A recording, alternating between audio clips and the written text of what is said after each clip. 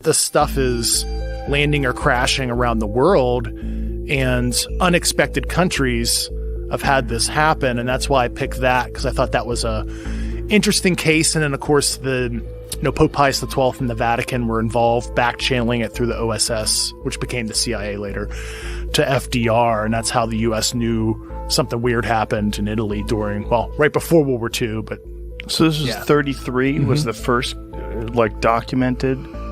That is the earliest one I can talk about. Yeah. There's something that predates that? You could infer that. You could infer that. Yeah. So this 33 one you said was in Italy? Yeah, Magenta. So it's I'm bad at geography. I think that's like Lombardy region. It's like northwest Italy. And what's the story behind it?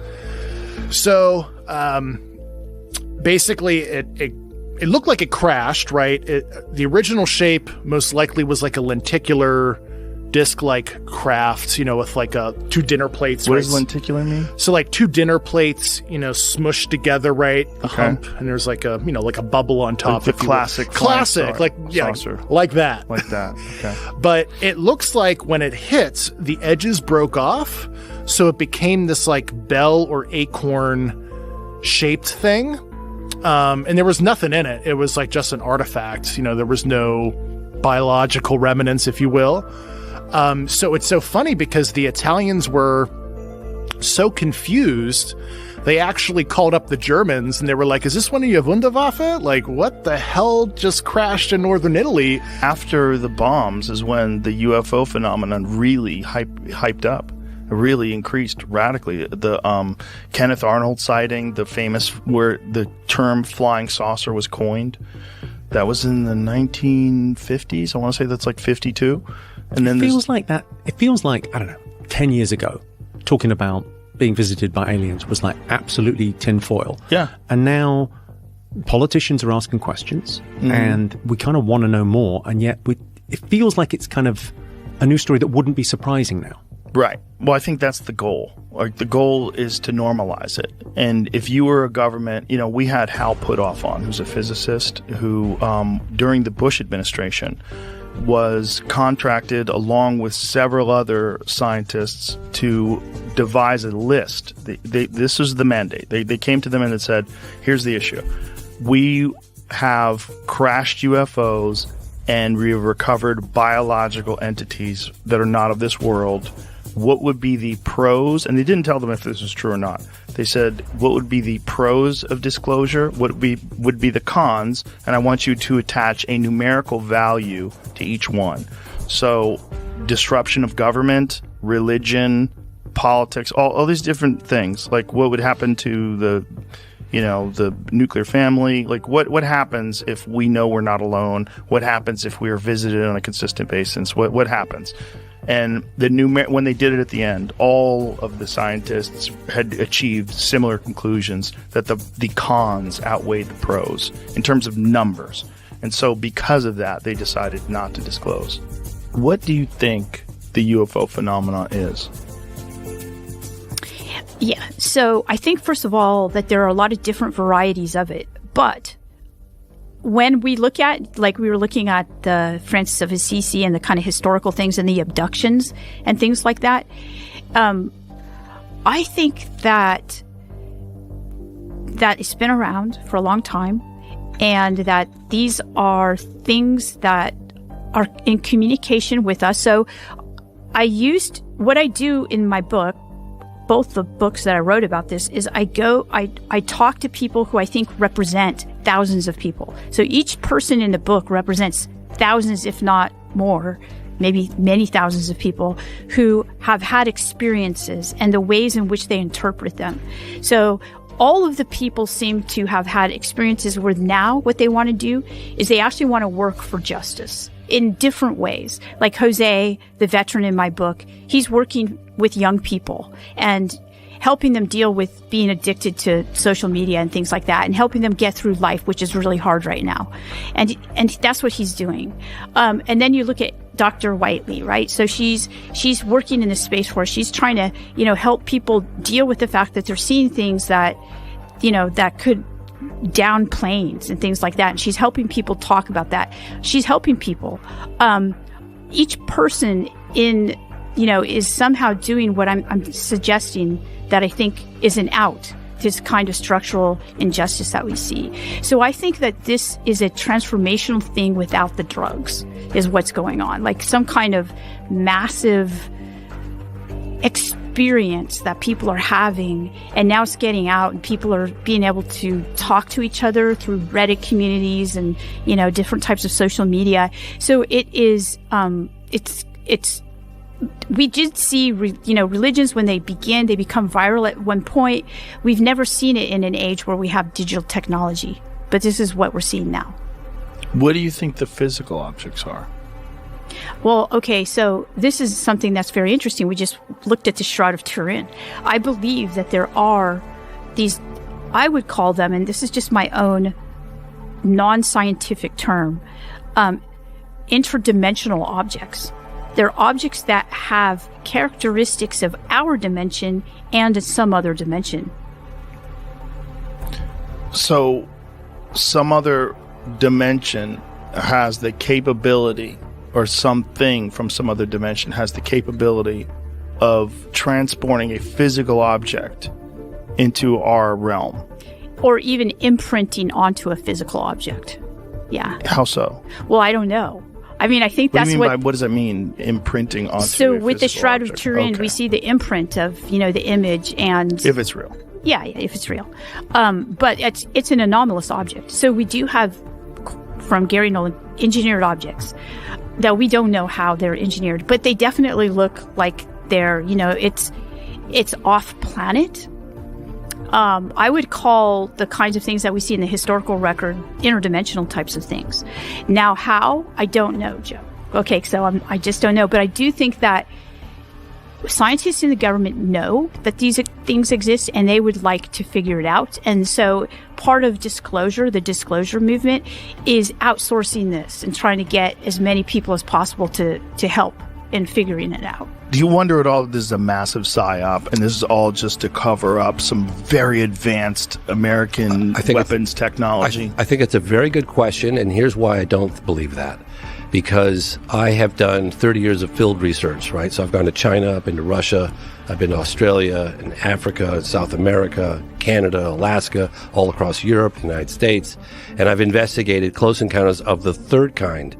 And I would ask your audience, don't take it from me, but the United States Air Force investigated and categorized close encounters of the first, second, and third kind, right? During their official capacity, Project Sign, Project Grudge, Project Blue Book. Great fucking movie, by the way. If you haven't seen it, folks, Close Encounters of the Third Kind, probably the best alien invasion movie of all time. Dr. Hynek has a cameo appearance in that film. Did you know that? I had heard that. Yeah, so I don't remember who he was, though, but wasn't the French guy? Didn't he? Yeah, Jacques Vallée. He's supposed to be Jacques Vallée. Jacques Vallée has a cameo. Well, there's a guy acting his part, but actually, Dr. J.L.N. Hynek, who's the scientific advisor to Project Blue Book all those years for the Air Force, actually has a cameo appearance, smoking a cigar during the encounter.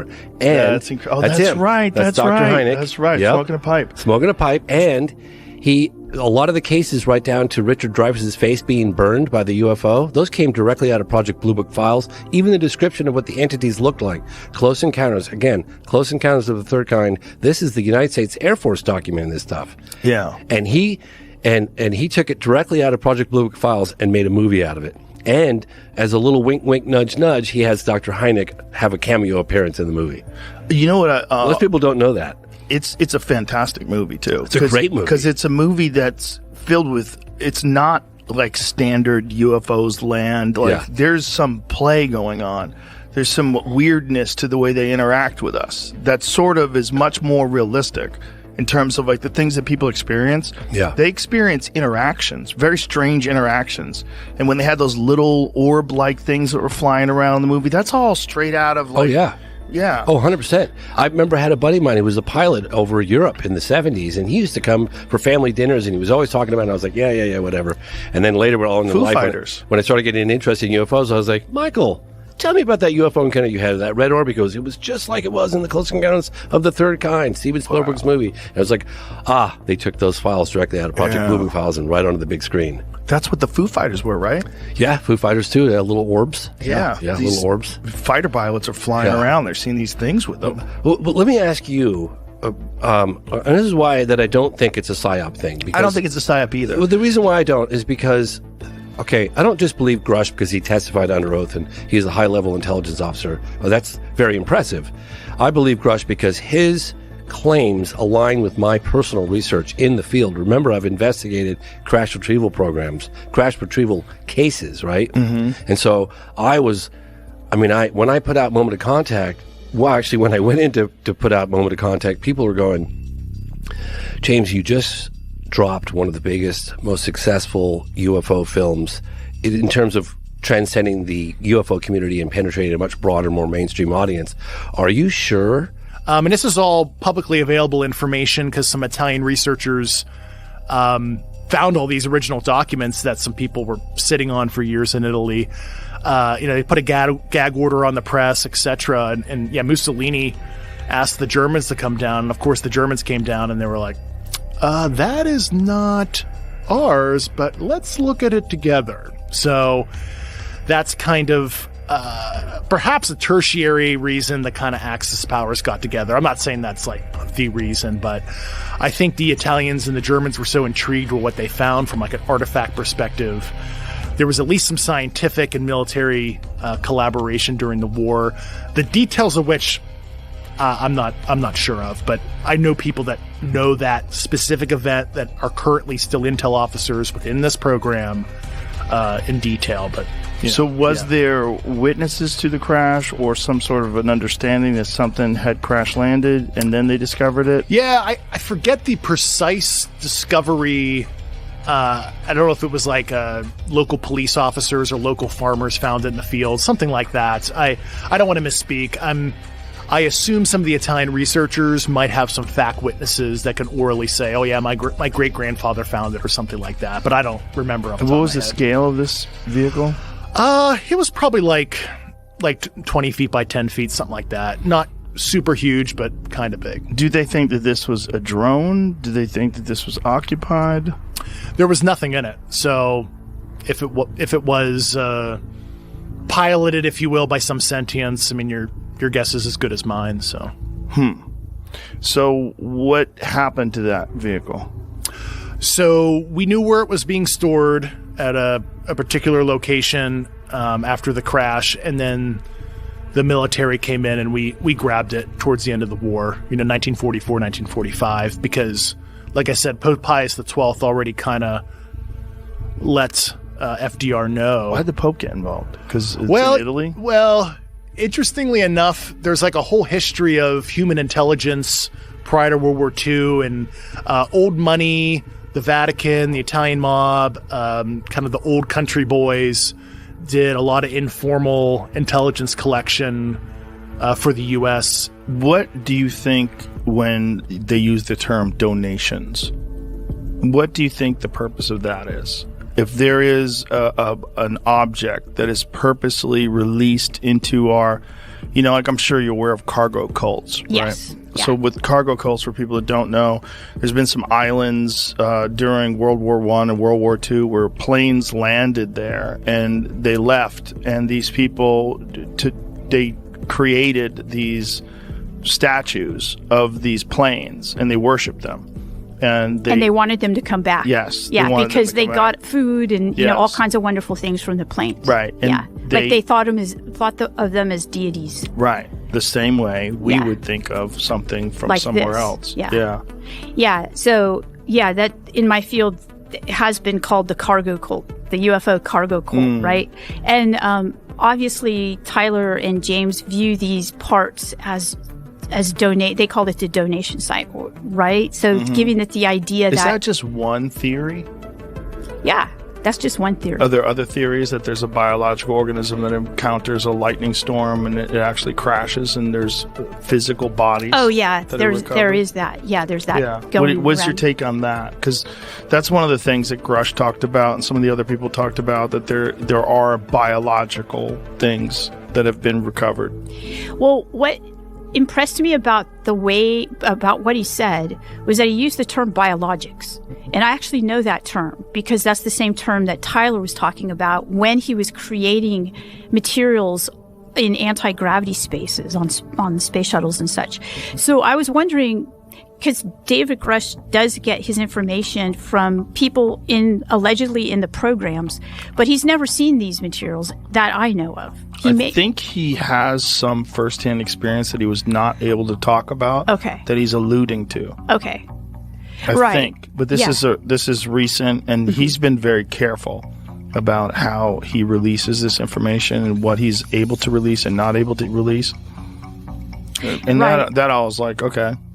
Yeah, really? So I mean, I've not seen any bodies, nor have I seen intact craft, but I also have had, now remember, I don't have a clearance like he has, so I can actually talk about what people have told me.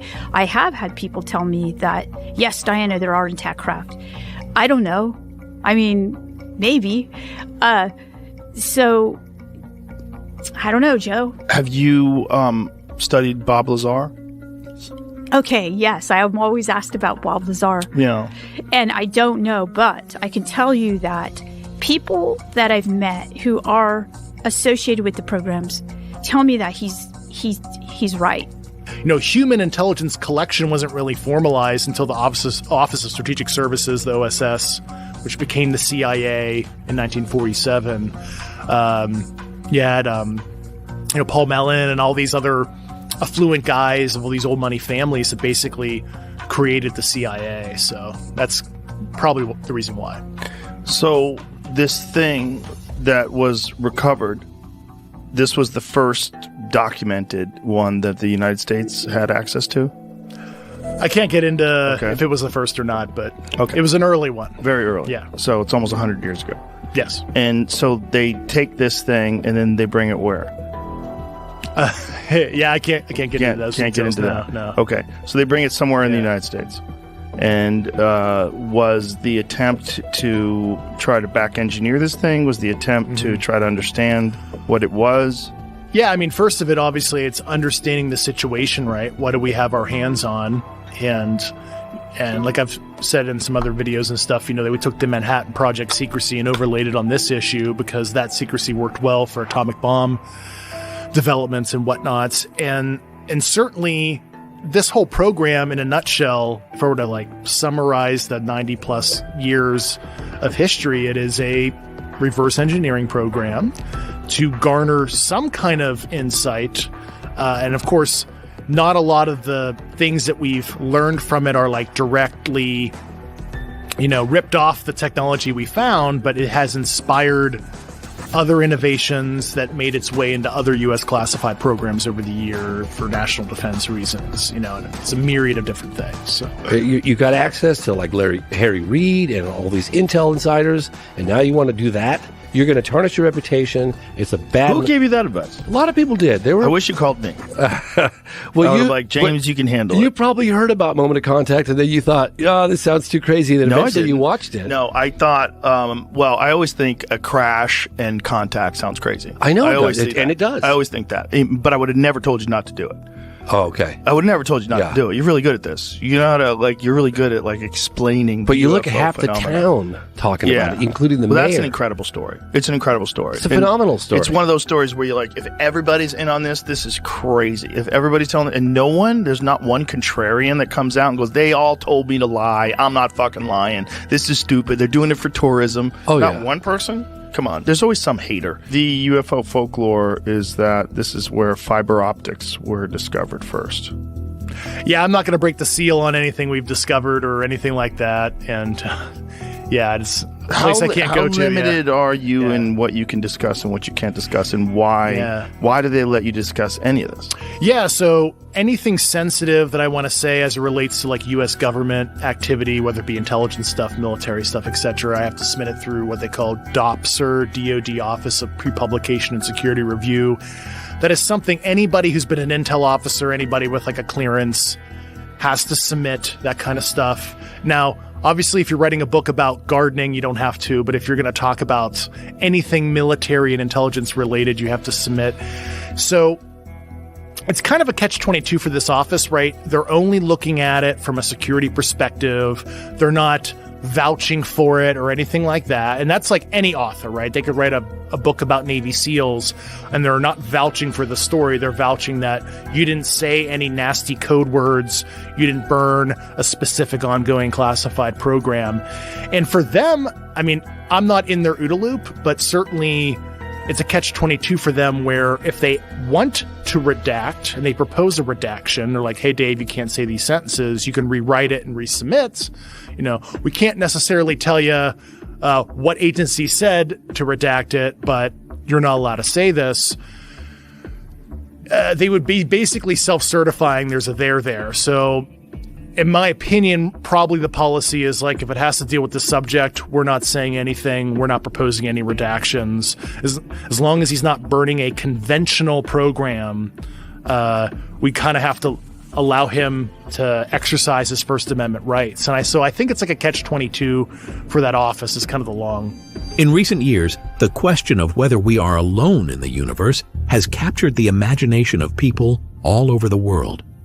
While UFO sightings have been reported for decades, the release of new footage has reignited the public's interest in this age-old mystery. The latest development to shake up the UFO community came in the form of what many are calling the clearest and most convincing UFO footage ever captured. This footage, which shows an unidentified flying object performing highly advanced maneuvers that defy conventional physics, has sparked a firestorm of debate and speculation. And who better to weigh in on the matter than renowned astrophysicist, author, and science communicator Neil deGrasse Tyson? Tyson, who has spent his career explaining complex scientific concepts to the public, has never shied away from discussing UFOs and extraterrestrial life. He is known for his logical, evidence-based approach to such topics, and his perspective on the recent UFO footage has been eagerly awaited by enthusiasts, skeptics, and the media alike. In today's video, we will break down Neil deGrasse Tyson's analysis of the clearest UFO footage yet, examining his thoughts on the evidence, the implications of the video, and what it means for the future of UFO research. Before diving into Tyson's take on the footage, let's first take a look at the video itself and what makes it so compelling. The footage, which was captured by a military-grade infrared camera, shows a highly unusual object darting through the sky at incredible speeds. The object moves with remarkable precision, performing maneuvers that seem impossible for any known aircraft to execute. It changes direction rapidly, accelerates without any visible means of propulsion, and exhibits an almost supernatural level of agility. What makes this footage stand out from previous UFO sightings is the clarity and detail with which it was captured. Unlike many earlier UFO videos, which were grainy or blurry, this new footage is crystal clear. The object is visible in full detail, and the infrared camera allows us to see its heat signature, making it even more intriguing. The footage has been analyzed by multiple experts, including former military personnel, and many agree that the object is unlike anything they have ever seen. Some have speculated that the object could be a top-secret military craft, perhaps developed by a government or private entity. Others have suggested that it might be an extraterrestrial spacecraft, given the way it defies our understanding of physics and aerodynamics. But no matter which theory you subscribe to, the video undeniably raises important questions about what we are seeing and what it means for our understanding of the universe. So what does Neil deGrasse Tyson make of all this? Let's break down his perspective on the footage, starting with his thoughts on the evidence. Neil deGrasse, Tyson's approach to UFO evidence. When it comes to UFOs, Neil deGrasse Tyson has always been clear about his stance. He is not one to jump to conclusions without solid evidence. As a scientist, he places a heavy emphasis on empirical data and rigorous analysis. And he has often stated that extraordinary claims require extraordinary evidence. This is a viewpoint that has earned him both praise and criticism from those in the UFO community. Some have accused him of being dismissive of the possibility of extraterrestrial life, while others appreciate his commitment to rational inquiry. In his response to the latest UFO footage, Tyson has been careful to acknowledge the unusual nature of the video while also reminding the public that we must be cautious when interpreting such evidence. He points out that just because something appears to be unexplainable doesn't necessarily mean it is of extraterrestrial origin. Tyson has made it clear that while the footage is fascinating, it is not enough on its own to definitively prove the existence of UFOs or extraterrestrial life. One of the key points Tyson raises in his analysis is the need for more context. While the video itself may be compelling, it is just a snapshot in time, and there are many unanswered questions about the object's behavior and origin. Tyson emphasizes the importance of gathering additional data before jumping to conclusions. For example, it would be useful to know more about the location of the sighting, the conditions under which the footage was captured, and any other relevant factors that could provide more insight into what was actually seen. Tyson is also quick to point out that there are many natural phenomena that could explain the object's behavior. He suggests that it could be a weather balloon, a drone, or even a man-made object moving in unusual ways due to wind currents or other atmospheric conditions. He stresses that while the footage is intriguing, it is not yet conclusive evidence of extraterrestrial activity. In his view, the scientific community must be patient and careful when evaluating such claims, as jumping to conclusions without sufficient evidence can undermine the credibility of the field. At the same time, Tyson acknowledges that the footage is indeed curious and warrants further investigation. He is careful to avoid dismissing the possibility of extraterrestrial life altogether, but he insists that we must adhere to the scientific method and look for additional evidence before making any bold claims. The importance of skepticism in UFO research. One of the most important aspects of Neil deGrasse Tyson's approach to UFOs is his emphasis on skepticism. In his discussions about the phenomenon, Tyson often stresses the need for critical thinking and rigorous scrutiny of the evidence. He argues that in order to advance our understanding of UFOs and extraterrestrial life, we must be willing to challenge our assumptions and remain open to all possibilities. But we must also be cautious about jumping to conclusions based on incomplete or misleading information.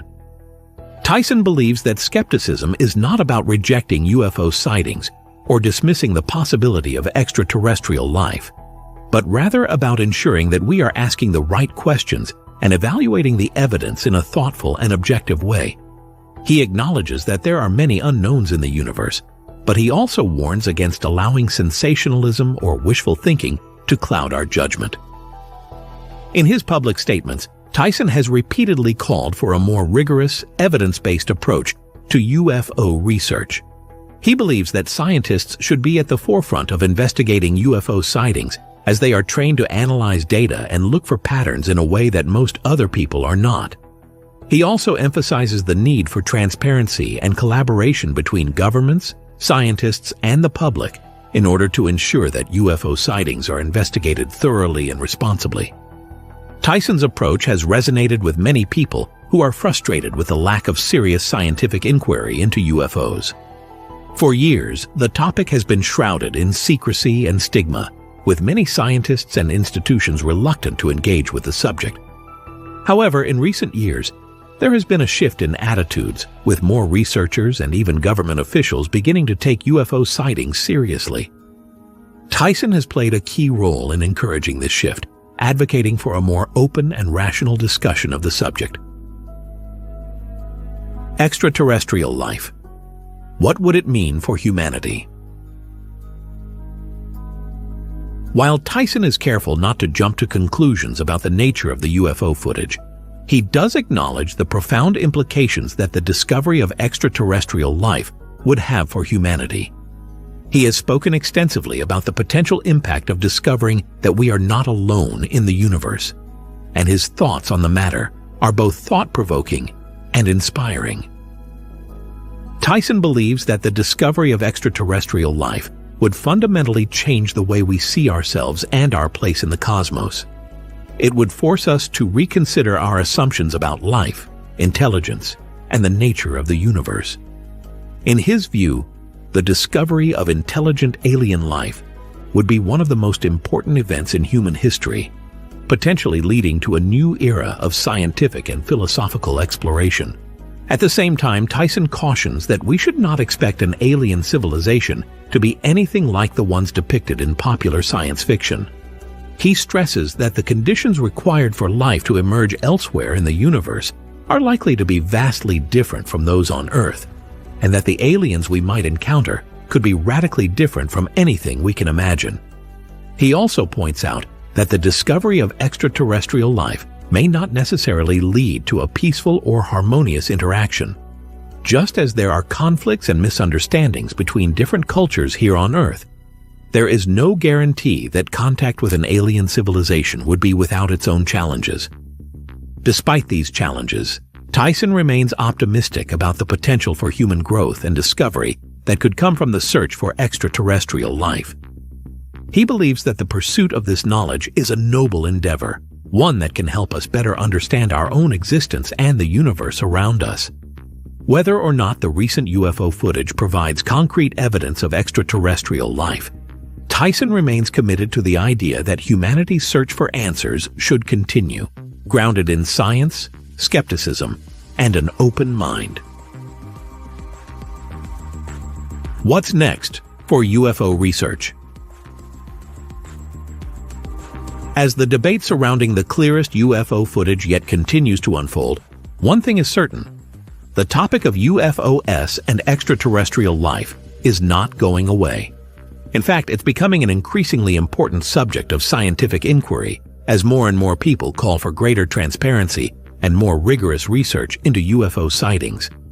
Tyson's approach to UFOs, grounded in skepticism, critical thinking, and a commitment to evidence-based science, provides a model for how we can engage with this phenomenon in a responsible and meaningful way. While it is important to remain open to the possibility of extraterrestrial life, it is equally important to avoid jumping to conclusions without sufficient evidence.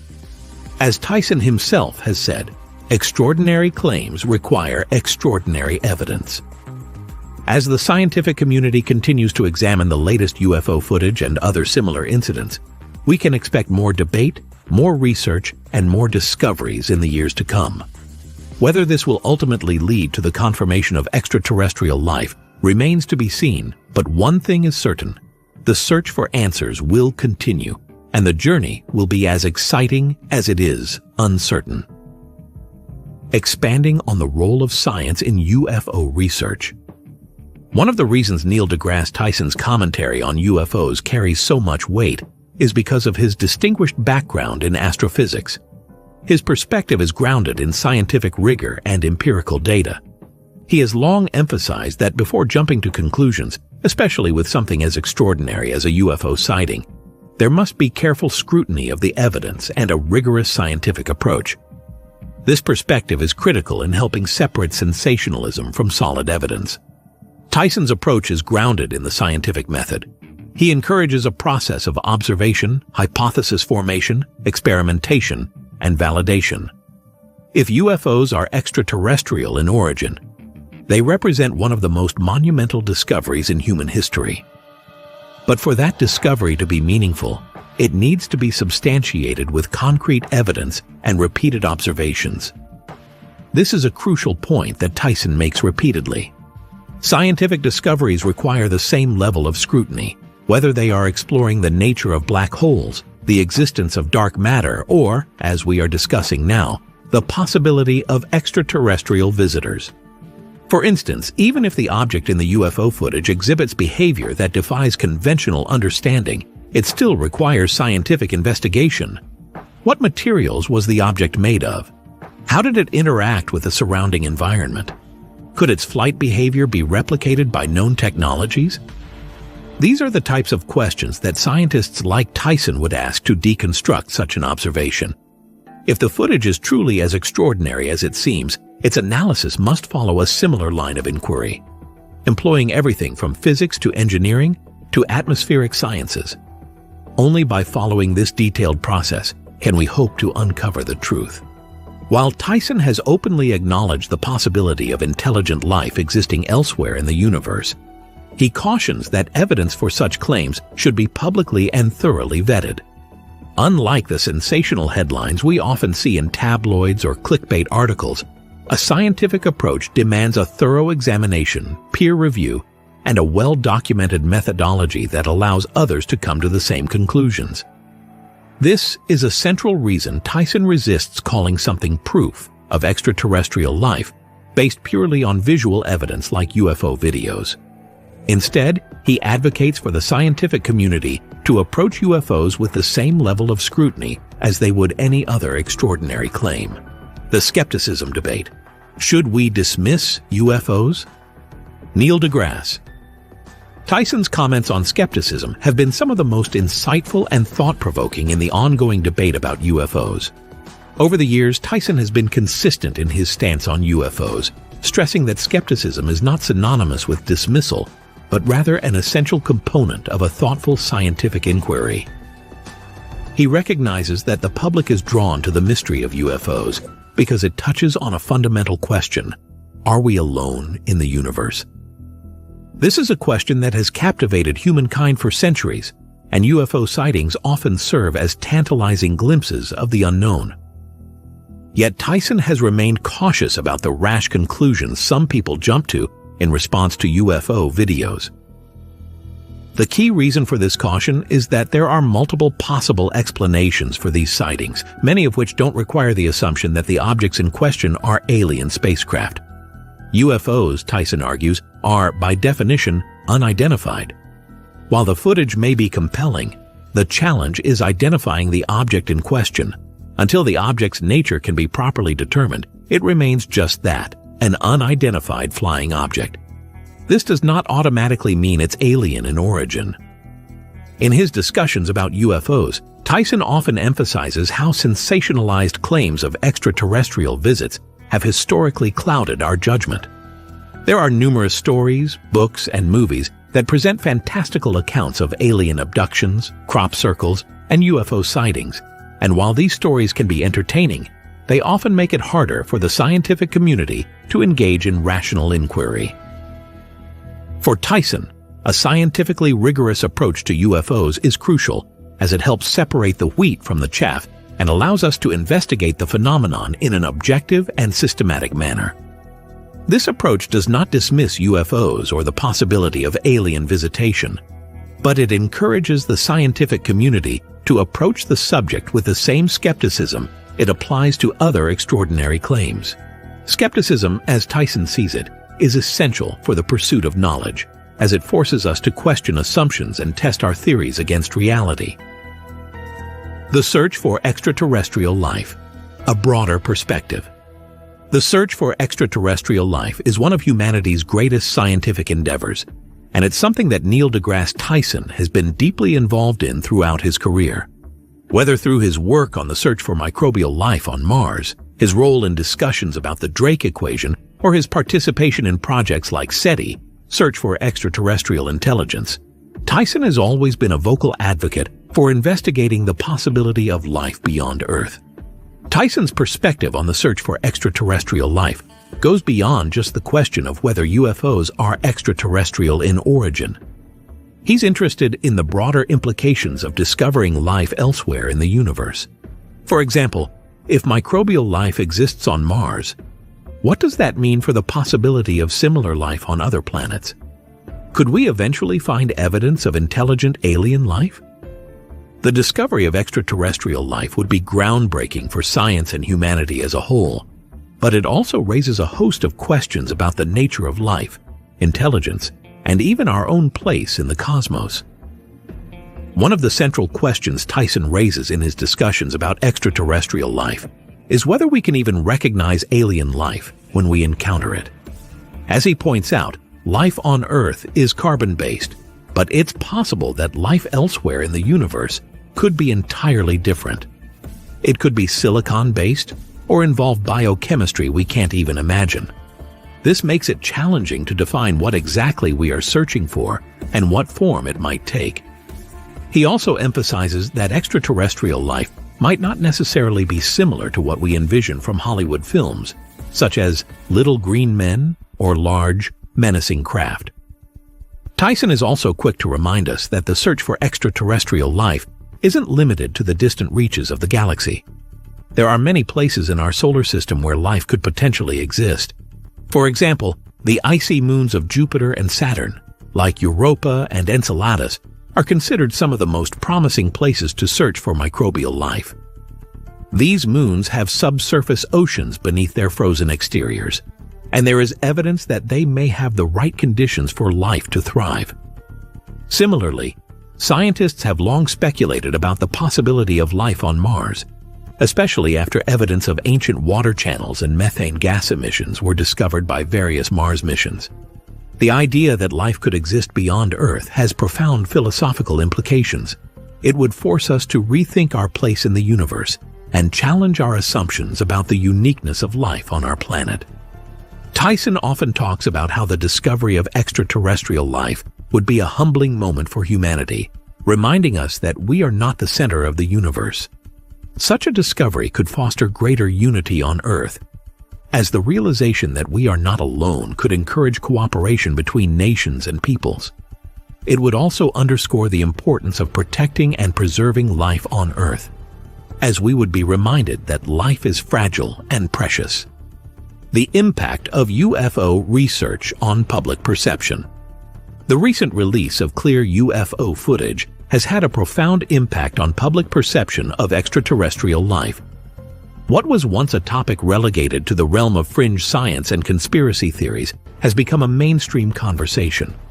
Tyson's thoughtful and measured approach to UFOs has helped shift the narrative, urging the public to consider UFO sightings as legitimate scientific phenomena worthy of study rather than sensationalized entertainment.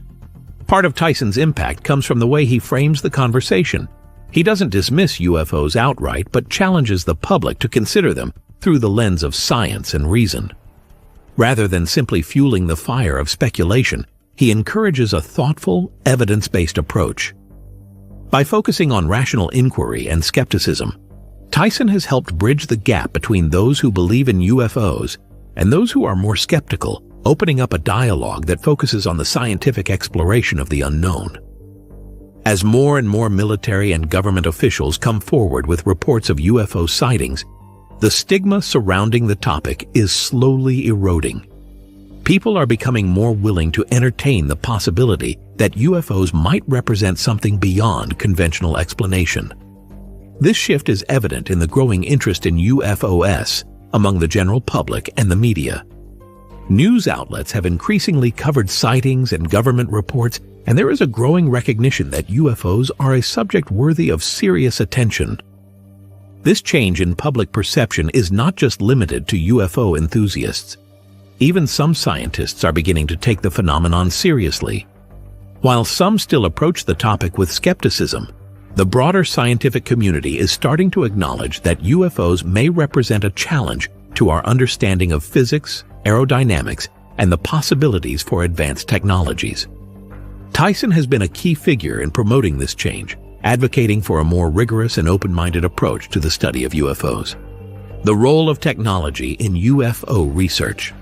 One of the reasons we are seeing clearer and more compelling UFO footage than ever before is the advancement of technology. The proliferation of high-quality cameras, infrared imaging systems, and satellite technology has made it easier to capture and analyze UFO sightings. The military's use of advanced technologies like infrared sensors has allowed for more precise tracking of unknown objects, while the development of better telescopes and space probes has expanded our ability to scan distant objects in the cosmos. As Tyson points out, one of the exciting developments in UFO research is the increasing availability of advanced tools that can capture more detailed data. While earlier UFO sightings often relied on grainy, low-resolution images, today's cameras and sensors provide far clearer images and more accurate data. This advancement could make a significant difference in our ability to analyze UFOs, as clearer evidence will allow scientists to better study the objects and their behavior. In addition to the advancements in imaging technology, the increasing availability of computational tools and data analysis software is allowing for more detailed study of UFO sightings. By using machine learning algorithms and data analysis techniques, researchers can process large amounts of data from UFO sightings and potentially uncover patterns that would be difficult to detect with the naked eye. Tyson sees this technological progress as a positive development, as it could help scientists uncover more data about UFOs and move us closer to understanding what they are. Conclusion: a call for rational exploration. As we wrap up this exploration of Neil deGrasse Tyson's response to the clearest UFO footage yet, one thing is abundantly clear. Tyson calls for a rational, evidence-based approach to studying UFOs. While he recognizes the allure and mystery of UFOs and extraterrestrial life, he insists that we must maintain a scientific mindset, applying skepticism and critical thinking to any evidence that emerges. The discovery of extraterrestrial life, if it happens, will be one of the most significant events in human history. But it is through careful and rational inquiry that we will uncover the truth, not through sensationalism or wishful thinking. As Tyson says, the universe is under no obligation to make sense to you. And the search for extraterrestrial life is one of the most profound scientific endeavors of our time. Whether or not the clearest UFO footage is evidence of alien life, Tyson's approach reminds us that the pursuit of knowledge requires patience, careful analysis, and an open mind. So as we continue to explore the mysteries of the universe, let's follow Neil deGrasse Tyson's lead and engage in thoughtful, evidence-driven exploration. Thank you for joining us as we delve into this fascinating subject. Be sure to like, share, and subscribe for more updates on this thrilling topic.